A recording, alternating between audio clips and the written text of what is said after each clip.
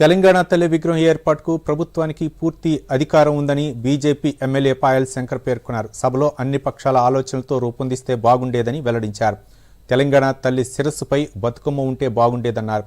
గత ప్రభుత్వం తెచ్చిన 317 జీవో ఉద్యోగులకు పెనుశాపంగా మారిందని అసెంబ్లీలో తెలిపారు. తెలంగాణ ఉద్యమం వచ్చిందే స్థానికత కోసమన్నారు. ప్రభుత్వ ఉద్యోగులు జీపీఎఫ్ తీసుకునే పరిస్థితిలో ఉన్నారని తెలిపారు. రాష్ట్ర ఆర్థిక వ్యవస్థను ప్రభుత్వం సరిదిద్దాలని కోరారు. తెలంగాణ హామీని సోనియా గాంధీ నిలబెట్టుకున్నారని సిపిఐ ఎమ్మెల్యే కోనంనేని సాంబశివరావు అసెంబ్లీలో పేర్కొన్నారు.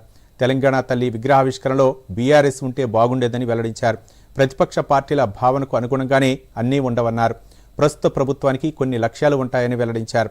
గతంలో తెలంగాణ తల్లి విగ్రహ తయారీలో ప్రతిపక్ష నేతలను పిలిచారా అని ప్రశ్నించారు.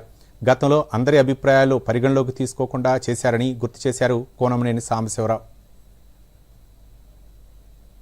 ఈ సభలోని అన్ని పక్షాల సభ్యులతోని ప్రభుత్వానికి ఉన్నటువంటి ఆలోచనని పంచుకొని చేస్తే కొంత ఇంకా బాగుంటుందని మా సలహా సూచన.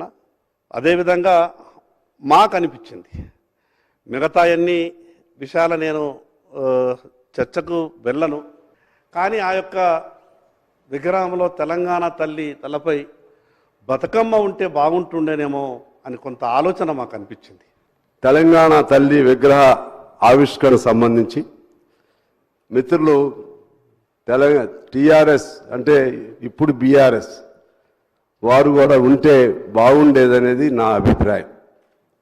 కారణం ఏమంటే మీరు అనుకున్నట్లుగానే మీ మనసులో ఉన్నట్లుగానే మీ భావనకు అనుగుణంగానే అన్నీ ఉండవు.